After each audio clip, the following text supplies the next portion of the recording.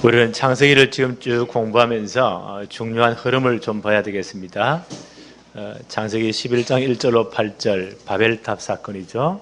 하나님의 절대적인 계획을 거부하고 하나님 자리를 밀어내버리고 자기 마음대로 하려고 하는 바벨탑 사건.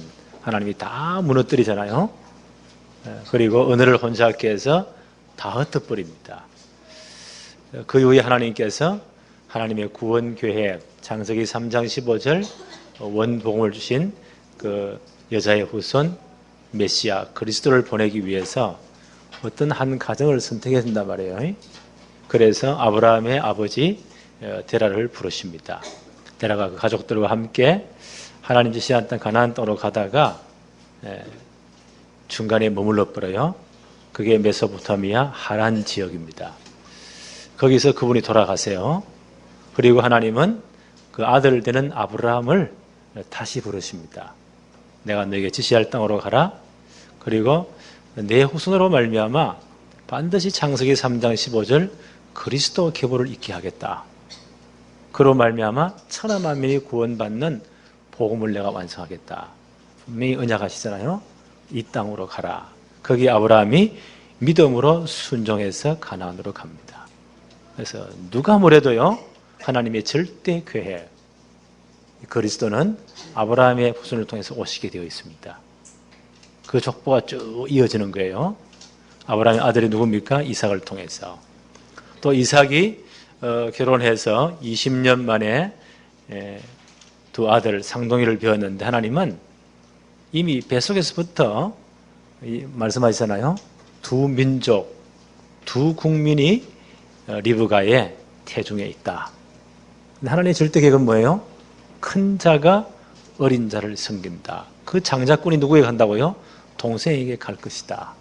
이미 하나님은 절대 주권을 가지고 이 메시아 계보가 에서가 아닌 야곱을 통해 이어질 것을 하나님이 미리 말씀을 했습니다. 하나님의 절대 주권이에요. 그래서 이 하나님의 절대 주권, 하나님의 언약은 인간이 방해한다고 그게 변경되는 법이 없어요. 인간의 어떤 개교에도, 권모술수에도, 또 영적 무지에도 인본주의에 관계없이 하나님께서는 주권적으로 하나님의 계획을, 하나님의 구원 사역을 이루어 가십니다. 그래서 우리는 뭘 붙잡아야 되죠? 하나님의 절대 변찮은 언약. 그걸 딱 붙잡아야 돼요. 그 언약을 우리 마음 속에, 영혼 속에, 생각 속에 각인 알죠? 도장을 팔 때고 각인이라고 해요. 절대 변치 않잖아요. 그렇게 딱 뿌리를 내려야 돼요. 그리고 딱 체질화시켜야 돼요. 그래서 우리가 하나님의 말씀이, 언약이 우리 속에 각인 안 되면, 뿌리가 안 되려면 자꾸 흔들려요. 뿌리가 약하면 흔들리지 않습니까? 그러니까 영적으로 무지해지기도 합니다. 그리고 인본주의를 쓰기도 합니다.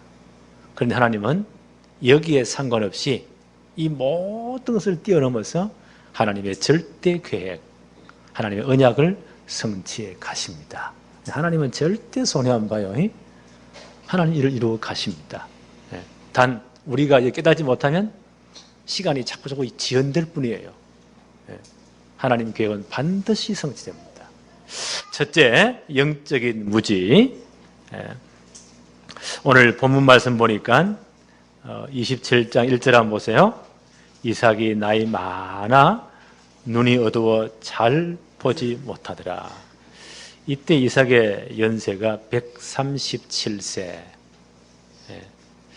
이 양반이 180에 돌아가셨지만 그 당시 137세였던 꽤 높은 나이입니다. 나이 많아. 이번에 보니까 눈이 어두워 잘 보지 못했다. 60에 두 아들을 낳았으니까 이때 야곱이 몇 살이에요? 77세. 아직 야곱은 결혼을 안 했어요. 또 맏아들에서는 자기 어머니 아버지와 전혀 상이 없이 지금 멋대로 이 헷 사람의 딸을 취해서 결혼을 했죠. 이게 근심이 되었다고 했어요. 이쯤 되니까 이분이 육신적으로 이게 약해지니까 이삭이 영적으로 좀 약해지는 것 같아요. 분명히 그 40에 이삭이 결혼했는데 20년 동안 아들을 낳지 못했지 않습니까? 그래서 20년 동안 진짜 기도해서요. 60에 두 아들을 낳습니다. 그 아이들이 어머니 태속에 있을 때 하나님은 분명히 기도 응답으로 말씀하셨잖아요. 두 국민, 두 민족이 너 복중에서 나누어진다. 큰 자는 어린 자를 섬길 것이다. 그리고 장자권이 동생에게 갈 것이다. 하나님의 절대 계획이에요. 그걸 리브가가 남편에게 말 안 했을 리가 없죠. 이 언야가 진짜 그들이 제대로 하나님의 계획을 붙잡았을 것입니다. 그런데 점점 세월이 지나면서 벌써 야곱의 나이가 77세니까요. 이삭이 연세도 높아지고 눈도 어두워지고 이 하나님의 절대적인 계획 이런 데 관심이 점점 흐려지는 것 같아요. 그래서 이분이 이제 연세가 높아지니까 그 맏아들을 불러요. 내가 언제 죽을지 모른다. 그래서 네가 들에 가서 에서는 들 사람이고 사냥을 좋아하잖아요. 나를 위해 사냥을 해서 내가 즐기는 별미를 만들어서 가지고 오너라. 내가 그것을 먹고 힘을 얻어서 내가 죽기 전에 너를 마음껏 축복할 것이다. 이분이 뭔가 좀 변질되어 버렸죠. 육신도 약해지고 마음도 약해지니까. 그래서 하나님의 언약에 관심이 있기보다는 이 양반이 별미에 관심이 많은 것 같아요. 그래서 연세가 높아지면 다 이 마음도 육신도 약해지는구나. 그래서 이분들을 잘 보살피고 특히 나이 많은 어른들은 이 별미 이런 걸 좋아하시는 것 같아요. 대접 잘하세요. 힘나도록. 그런데 이분이 뭔가 실수한 것이 언약을 놓쳐버려. 여기에 대한 관심이 좀 없어요. 별미에 관심이 많은 것 같아요. 그 맏아들을 불러가지고는 별미를 가져오느라 마지막 축제 때 너를 축복하겠다. 그런데 에서가 어떤 분이에요? 하나님은 이미 하나님의 주권에서 제외된 사람이에요. 분명히 하나님의 절대 주권은 그 메시아 계보를 이을 때 야곱을 통해 하나님 분명히 말씀하셨어요. 에서는 처음부터 이 장자권에 대해서 관심이 없는 사람이에요. 그 증거로 지난번에 우리 말씀 상고했잖아요. 창세기 25장 32절에 이 양반이 사냥하고 오다가 너무 배가 고프니까 그 동생이 팥죽을 쓰고 있으니까 뭐라고 말합니까? 내게 팥죽을 좀 달라. 그 야곱이 이걸 놓치겠어요? 조건이 있습니다. 형님의 장자의 명분, 장자권을 내게 파십시오. 말도 안 되는 소리를 한단 말이에요. 그런데 에서의 이 영적 상태, 여기에 전혀 관심이 없으니까, 이런 언약이라는 장자권에 관심이 없으니까, 창세기 25장 32절에 에서가 이르되 내가 죽게 되었으니 이 장자의 명분이 내게 무엇이 유익하리요? 그 아브라함의 가문의 장자권이라는 것은 생명과도 바꿀 수 없는 거예요. 그래서 이 양반이 너무 쉽게 말을 하는 거예요. 내가 죽게 되어 배가 고파 죽겠는데 장자의 명분이 내게 무엇이 유익하냐? 좋다, 니 가져라. 창세기 25장 34절 야곱이 떡과 팥죽을 에서에게 주매 에서가 먹으며 마시고 일어나 갔으니 에서가 장자의 명분을 가볍게 여김이었더라. 성경은 이렇게 해석을 해요. 아무것도 아닌 것처럼 경홀히 여겼다. 이게 에서의 영적 상태입니다. 히브리서 12장 16절은 이렇게 해석을 합니다. 한 그릇 음식을 위하여 장자의 명분을 판 에서와 같이 망령된 자가 없도록 잘 살펴라. 성경의 모든 역사에 기록된 우리의 거울이거든요. 우리를 잘 살펴라. 이런 신앙인이 없도록 잘 살펴라. 성경은 그렇게 말씀을 합니다. 이 에서의 영적 상태 이러니까요. 이분의 결혼도 창세기 26장 앞에 있죠. 34절, 35절에 보니까 에서가 40에 헷 족속의 딸들을 아내로 자기 멋대로 데리고 옵니다.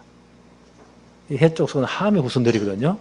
언약과 전혀 관계없는 사람들이 육신의 소욕을 따라서 이것이 이삭과 리브가에게 근심이 되었더라. 예. 갈라디아서 5장 16절 17절 이렇게 말씀합니다. 너희는 성령을 따라 행하라. 그리하면 육체의 욕심을 이루지 아니할 것이다. 그래서 우리 모두가 이제 정말 우리의 영적 상태가요, 언약 붙잡고 성령을 따라 행하는, 정말 성령의 인도받는 축복이 있기를 바랍니다. 예. 자, 이 아버지의 이 말을 어머니 되는 리브가 뒤에서 들었단 말이에요. 큰일 났잖아요. 예. 그 아버지가 이제 죽기 전에 별미를 만들어 오느라 내가 그것을 먹고 마음껏 축복하겠다. 축복을 빼앗길 판이란 말이에요. 그러면 이분이 진짜 좀 기도한 사람, 이분도 보니까 뭔가 좀 그래요. 얼마나 이분이 기도의 사람이었어요. 네. 그러면 직접 찾아가서 77년 전에 내가 이 두 아들을 배웠을 때, 그들이 뱃속에서 서로 싸울 때 내가 기도했지 않았습니까? 우리가 하나님 분명히 이렇게 말씀하지 않았습니까? 그렇게 답을 하면 되는데 이 양반이 그렇게 하잖아요. 둘째 아들을 불러요. 야곱 불러가지고 큰일 났다. 네 아버지가 지금 에서를 부르다 이런 말을 했다. 축복을 빼앗길 판이다. 너는 나만 믿고 염소 새끼 가운데 아주 토실토실한 그 기름진 것 두 마리를 빨리 끌고 오너라. 내가 너희 아버지가 뭘 좋아하는지 부인이 더 잘할 거 아니요? 별미를 만들겠다. 아버지 가져가서 그것을 자식에 해서 네가 축복을 받아라. 야곱이 형편을 잘 알잖아요. 어머니 나는 매끈매끈한 털이 없는 사람이고 에서는요 온몸에 털이 난 사람이었어요. 네. 아버지가 분명히 나를 만질 터인데 눈은 어둡지만 촉각은 살아있을 거 아니에요. 그때 내가 거짓말로 발견되면 축복은 고사하고 저주를 받을 것입니다. 나는 못합니다. 그때 리브가 얼마나 용감한지요. 창세기 27장 13절에 이런 말을 해요. 어머니가 그에게 이르되 내 아들아 너의 저주는 내게로 돌리리니 내 말만 따르고 가져오라. 저주를 내가 대신 받겠다는 거예요. 이 사랑은 참 좋은데 방법은 좀 나빴어요. 또 이 양반이 그만 확신도 있는 것 같아요. 이 장자권이 반드시 야곱에게 가야 돼요. 하나님의 계획이에요.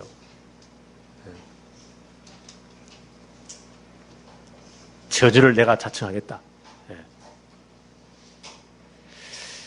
그래서 야곱이 이제 가져오잖아요. 그러니까 그 부인 되는 분이 남편의 식성을 잘 아시겠죠. 참 얼마나 맛있는 요리를 만들었겠어요. 큰아들 방에 가가지고 큰아들의 제일 좋은 옷, 큰아들의 몸에 향취가 배어있는 옷을 작아들 야곱에게 입히고 그 요리를 너무너무 잘했지 않겠습니까? 별미를 들려서 포도주 한 병을 줘서 아버지가 빨리 가라고.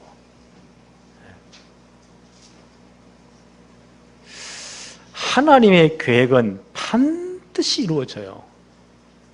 근데 그것을요, 내 육신의 방법으로, 나의 액괴로, 내 인간적인 결합으로 이루려 하는 이것이 인본주의예요. 그래 되면은 하나님의 계획은 반드시 이루어지는데 그 과정 가운데 많은 부딪힘이 있어요. 거의 많은 사람들이요, 이런 갈등 안에 살고 있습니다. 이런 부분을 우리는 좀 빨리 발견해야 되고, 이런 부분 치유받아야 돼요. 이런 갈등이 제일 많아요. 이 시어머니 되는 리브가의 시어머니가 사라잖아요. 산자의 의미의 반열에선 살아도 이 아무도 인본주의를 써요. 75세 아브라함 75세에 그 하란에서 부름 받잖아요. 가나안 땅에 옵니다. 반드시 네 자손으로 말미암아 천하만민이 복을 받는 메시아가 이어질 것이다. 이 아들을 줄 것이다 약속했는데 가나안 땅 와서 10년이 지나도 아들을 안 줘요. 그럼 이분이 염려가 생기는 것 같아요. 나이는 많아지고 남편에게 이렇게 인본주의를 씁니다. 하나님이 허락하시 안 하시면 어떡하느냐. 애굽에서 데려온 하갈, 젊고 튼튼한 여종이 있으니 당신이 그를 취해라. 하나님이 그로 말미암아 자식을 줄지 누가 아느냐. 이게 창세기 16장 사건이에요.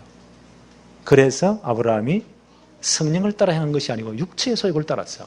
인본주의를 써가지고 낳은 아들이 이스마엘입니다. 이스라엘 비슷하죠? 지금도 이 족속들이 보세요. 전 세계를 시끄럽게 만듭니다. 지금도 이슬람들, 이 사람들은 그들의 영적 아버지를 누구라요? 이스마엘로 꼽습니다. 그리고 아브라함을 그렇게 존경해요. 그대로 말하면 아브라함의 육신적인 혈통의 장자가 누구냐? 이스마엘 아니냐? 자기들이 더 우선권이 있대요. 예. 그 이스마엘을 제쳐놓고 이삭의 후손들로 말미암은 그리스도. 자기들보다 한 급 낮은 선지자다. 그래서 예수 믿는 사람들, 그 사람들을 제일 싫어해요. 그래서 예수님들을 있는 곳에 가서 폭탄 터뜨려가지고 자살 폭탄을 자폭을 해서 하여튼 예수님들을 많이 죽이는 것이 알라를 위해서 가장 큰 헌신을 하는 것이다. 그래서 그 사람은 지금도 폭탄 주고 전 세계를 시끄럽게 만듭니다. 그래서 인본주의가 이렇게요, 결과가 무서운 거예요. 네.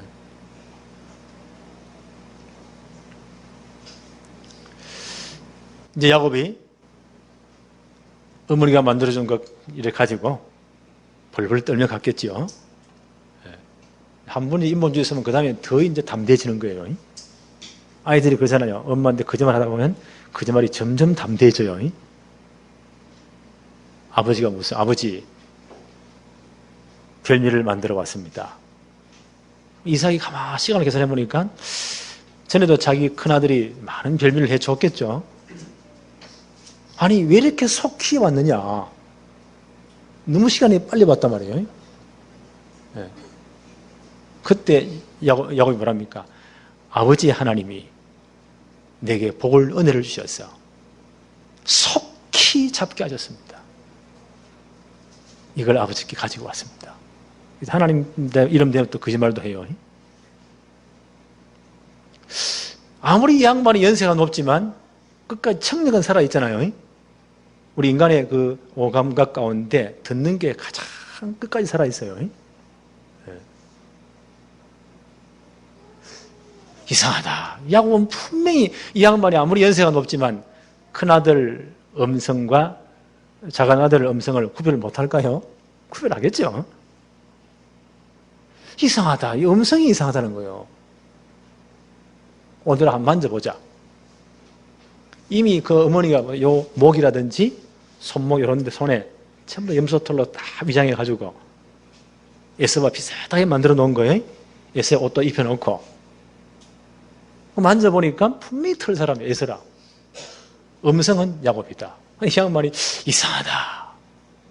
손을 만져보니까 이거는 에서인데 음성은 야곱이로다. 참 이상하다. 그러면서 이분이요 가져오더라. 이 양반이 실컷 자시고 또 포도주까지 잡았으니까 얼마나 기분이 좋겠어요. 내가 축복을 하잖아요. 27장 27절부터 한번 볼까요? 그가 가까이 가서 그에게 입맞추니 아버지가 그의 옷에 향취를 맡고 이미 야곱이 그 형님 옷을 입고 갔잖아요. 그에게 축복하여 이르되 내 아들의 향취는 여호와께서 복 주신 밭의 향취로다. 하나님은 하늘의 이슬과 땅의 기름짐이며 풍성한 곡식과 포도주를 내게 주시기를 원하노라. 만민이 너를 섬기고 열국이 내게 굴복하리니 내가 형제들의 주가 되고 내 어머니의 아들들이 내게 굴복하며 너를 저주하는 자는 저주를 받고 너를 축복하는 자는 복을 받기를 원하노라. 이삭이 기분 좋아서 축복을 합니다. 그런데 이 축복을 자세히 보면요, 아브라함의 언약적인 축복의 냄새는 좀 없지요. 아마 이분이 영적 분별력이 흐려져서 흐린 상태에서 그냥 의식적인 어리석인 축복을 하시는 것 같아요. 이분이 진짜 정신을 차리고 나서 그 작은 아들 야곱을 외삼촌 집에 보낼 때 그때는 진짜 언약적인 축복을 해요. 아브라함의 언약적인 축복을 합니다. 그건 다음 주간에 봅시다. 미리 좀 보면 28장 3절 4절 한번 보십시오. 전능하신 하나님이 내게 복을 주어 내가 생육하고 번성하게 하여 내가 여러 족속을 이루겠고 아브라함에게 허락하신 복을 내게 주시되 너와 함께 내 자손에게도 주사 하나님이 아브라함에게 주신 땅 곧 내가 거류하는 땅을 내게 차지하게 하시기를 원하노라. 아브라함의 언약적인 축복을 정신 차려서 그때 합니다.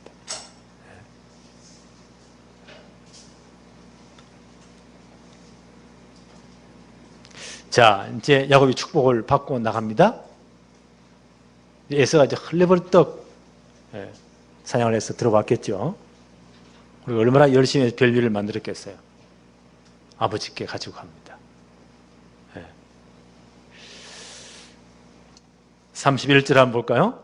그가 별미를 만들어 아버지에게로 가지고 가서 이르되 아버지여 일어나서 아들이 사냥한 고기를 잡수시고 마음껏 내게 축복하소서. 자, 이삭이 이제 가슴이 철렁한 거예요. 이게 웬일입니까? 32절 그의 아버지 이삭이 그에게 이르되 너는 누구냐? 그가 대답하되 나는 아버지의 아들 곧 아버지의 맏아들 에서로소이다. 들어 진짜 에서 음성이거든요. 야곱이 그때 아차 하는 거예요. 가슴이 철렁한 거예요. 33절 한번 볼까요? 이삭이 심히 크게 떨며 이르되 온몸을 두려워서 부들부들 떱니다. 이삭이 심히 크게 떨며 이르되 그러면 사냥한 고기를 내게 가져온 자가 누구냐? 내가 오기 전에 내가 다 먹고 그를 위하여 축복하였은즉 그가 반드시 복을 받을 것이니라. 이삭이 크게 두려워하면 떱니다. 어떤 두려움일까요? 바로 창세기 3장 15절 여자의 후손으로 보낼 그 메시아 그리스도는 반드시 아브라함의 혈통을 통해 와야 돼요. 그 계보는 반드시 누구를 통해서요? 야곱을 통해 이어져야 돼요. 이미 두 아들이 복중에 있을 때 하나님 분명히 말씀하셨잖아요. 이건 하나님의 절대 주권이에요. 그걸 이분이 영적으로 흐려져서 잠깐 잊어버린 거예요. 하나님은 그 부인과 둘째 아들의 인본주의를 써서라도요 이렇게 바꾸는 거예요. 여기에 대한 두려움입니다. 야, 내가 큰일 날 뻔했구나. 이분이 정신이 바짝 드는 거예요. 그러면서 뭐라고 말을 합니까? 사냥한 고기를 가져온 자는 누구냐? 그가 축복을 다 받았다. 하나님이 이미 복을 다 줬다. 로마서 9장 10절로 12절에 바울은 이렇게 해석을 합니다. 리브가가 우리 조상 이삭 한 사람으로 말미암아 임신하였는데 그 자식들이 아직 나지도 아니하고 무슨 선이나 악을 행하지 아니한 때에 택함을 따라 된 하나님의 뜻이 행위로 말미암지 않고 오직 부르시는 이로 말미암아 서게 하려 하였느니라. 그렇죠. 아이들이 태어나기도 전에 하나님이 이미 야곱을 택했습니다. 이것은 그들이 무슨 선을 행하거나 악을 행하거나 그래서 생긴 결과가 아니에요. 하나님의 절대 주권에 속한 겁니다. 하나님 야곱을 선택하시기로, 야곱을 통해서 메시아 족보를 이어가게 하시기로 하나님의 절대 주권입니다. 이건 아무도 건드릴 수가 없어요.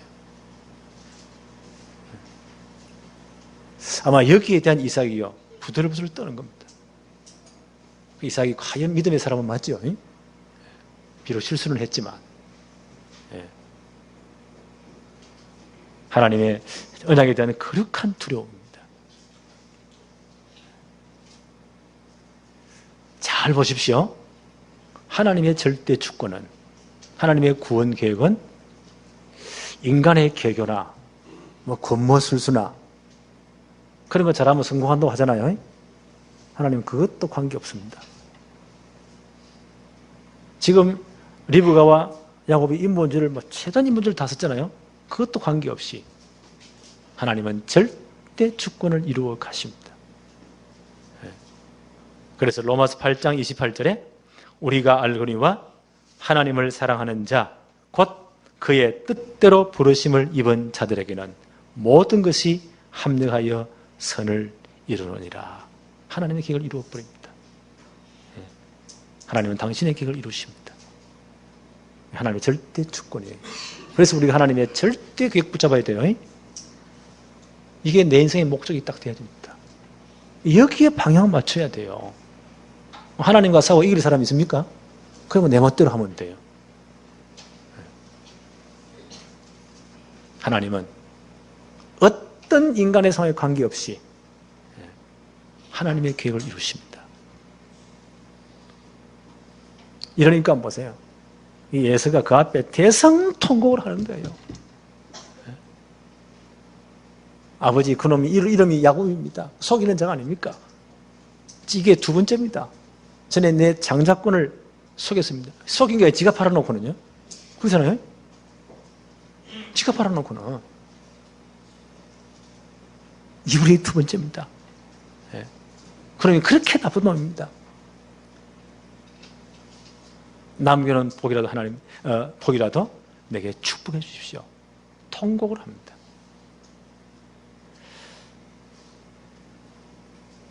(39절) (40절) 한번 볼까요? 그 아버지가 이제 축복은 고사하고요. 저주입니까? 축복인지 모르겠어요.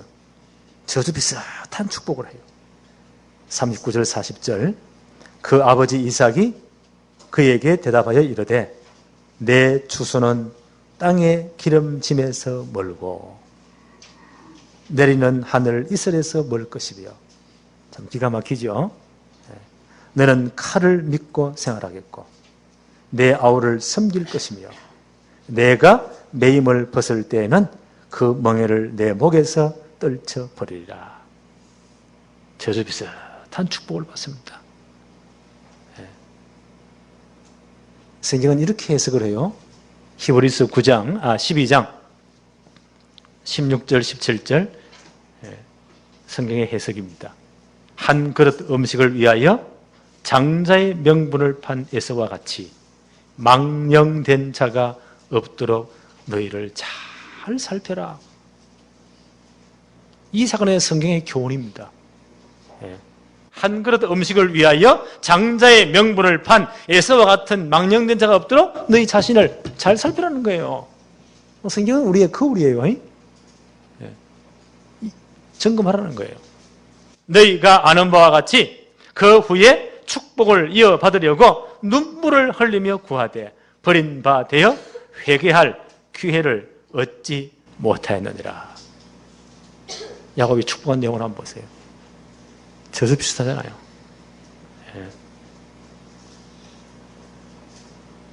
여러분, 이런 자가 한 사람도 없어야 됩니다. 그래서 우리가 언약 말씀 붙잡아야 돼요. 언약이 정말 우리 심령 속에 각인돼야 돼요. 그렇죠? 뿌리 내려야 돼요. 그래 영적으로 흐려지지 않습니다. 41절 한번 볼까요? 예수가 이제 자기가 한 일은 생각하지 않고 이 양반이 뭐라고 말합니까? 41절에 그의 아버지가 야곱에게 축복한 그 축복으로 말미암아 에서가 야곱을 미워하여 심중에 이르기를 아버지를 곡할 때가 가까웠은즉 내가 내 아우 야곱을 죽이리라 하였더라. 이야, 사람이 뭐지고 독하지요? 자기 한 일은 생각 안 하고. 한번 보세요.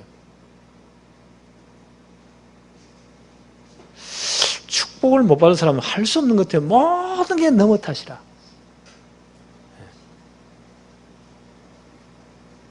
내 아우를 죽여버리겠다 했죠. 아버지 살아계실 때는 그렇게 못하니까 아버지 죽고 난 다음에 내 아우를 죽여버리겠다 했죠.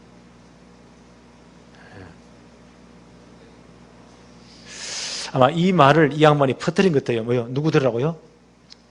엄마 들으라고. 후에 다 알았겠죠. 야, 모든 조작을 엄마가 다 시켰구나. 예. 자, 이 말이 리브가에 들립니다. 가슴이 철렁하겠죠. 자, 두 형제가 이제 원수가 되어가지고 죽이니 살리냐고 살인극이 난다. 그래서 그러면 에서는 무사할까요? 동네 사람들이 가만 놔둘까요? 동생을 때려 죽였는데 그럼 또 때려 죽이겠죠. 아들 둘 다 이제 죽이는 거예요.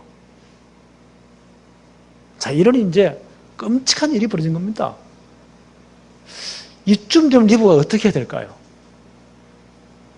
진짜 하나님 앞에 엎드려야 되지 않을까요? 하나님 살려달라고. 네. 둘 다를 불러놓고 진짜 하나님 말씀으로 권고해야 되겠죠. 근데 이 양반이 아쉽게도 그렇게 하지 않습니다. 그 부모님의 인본주의가 자식을 굉장히 고생시키는 거예요. 네. 부모 된 우리도 굉장히 많은 걸 생각해야 됩니다. 네. 이 양반이 뭐라고 말합니까? 42절 맏아들 에서의 이 말이 리브가에게 들리며 뭐요? 에서가 열받치니까 어머니 이제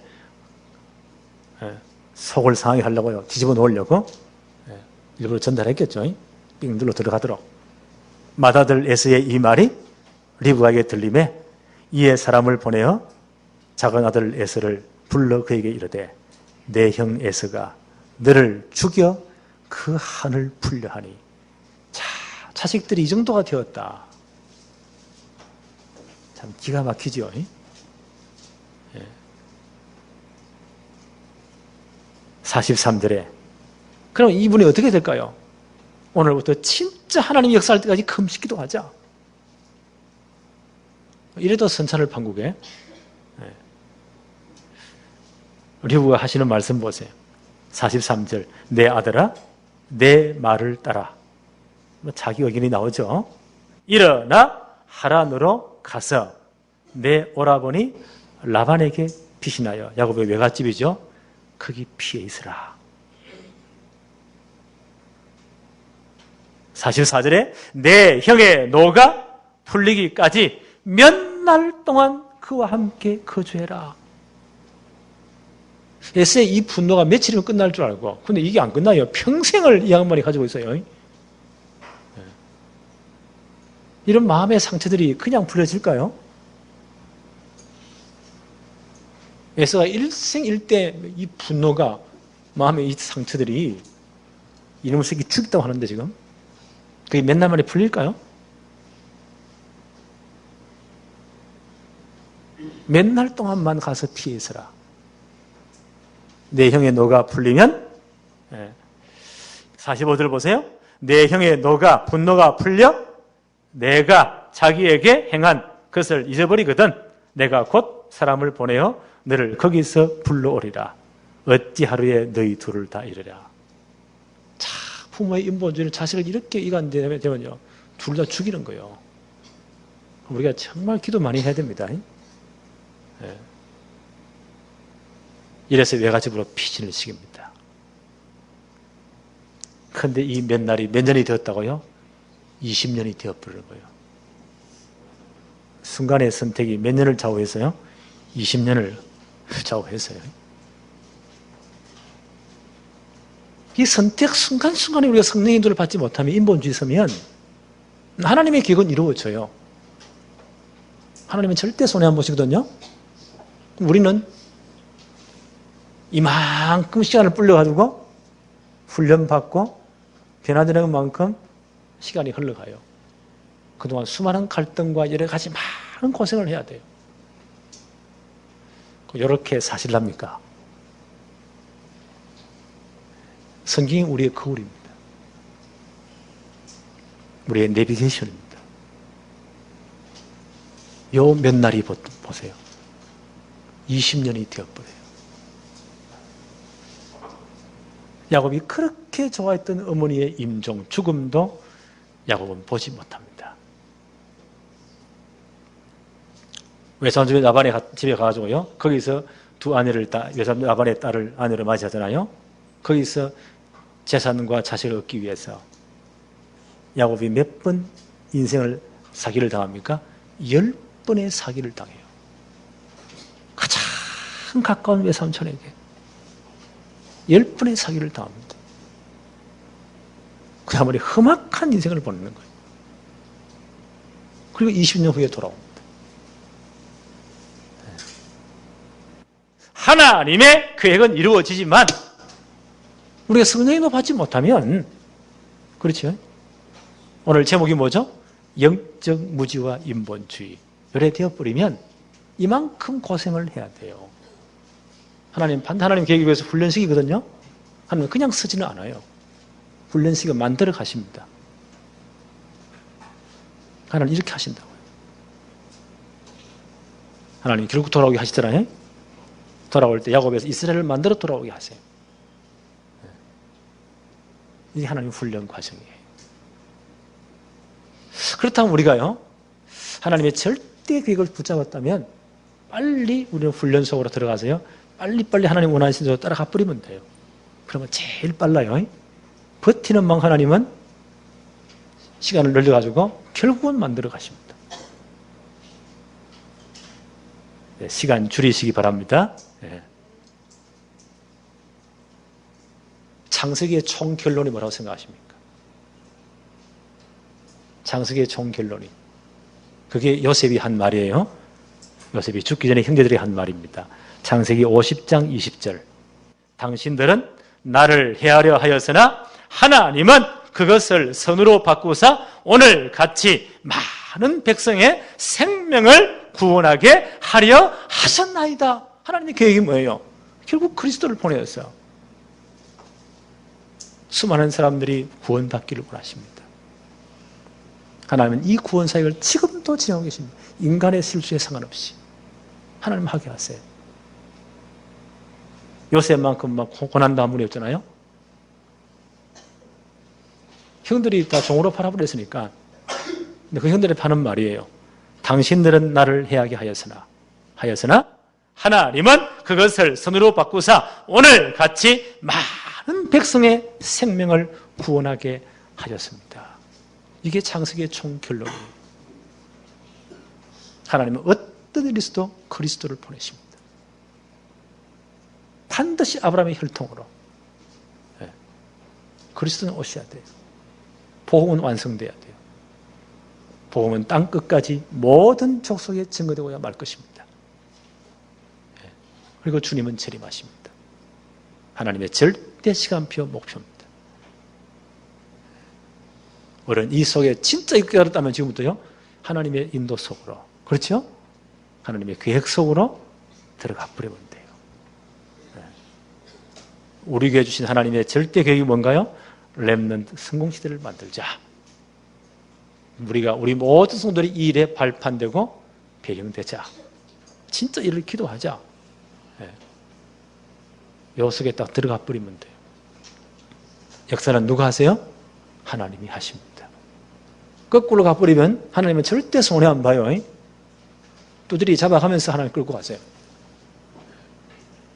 단지 시간이 좀 많이 걸려요.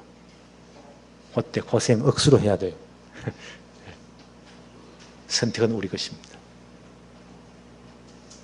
오늘 정말 영적으로 깨어있는 성령 인도받는 축복이 우리 교회에 있으시기를 바랍니다. 하나님 아버지 감사합니다. 오늘도 복된 주의 날을 허락하시며 또 예배의 축복을 누리게 하심도 감사합니다. 아버지 하나님, 정말 우리가 이 땅 위에 짧은 생을 살면서 하나님의 백성으로 하나님의 절대 계획, 하나님의 절대 목표를 붙잡게 하옵시고 이 속에 우리 인생을 헌신하도록 하나님 역사하여 주옵소서. 우리가 정말 영적으로 깨어있게 하옵시고 성령의 인도받는 축복을 누리게 하옵시며 우리 교회 하나님이 절대적인 계획으로 주신 렘넌트 성공시대를 반드시 만들 수 있도록 우리가 성령 인도 철저히 받도록 하나님께서 축복해 주옵소서. 우리의 모든 개인, 가정, 가문이 이 언약을 성취하는 최고의 복음의 명문 가문으로 세워지도록 하나님이 복을 내려 주옵소서. 예수님의 이름으로 기도합니다. 아멘.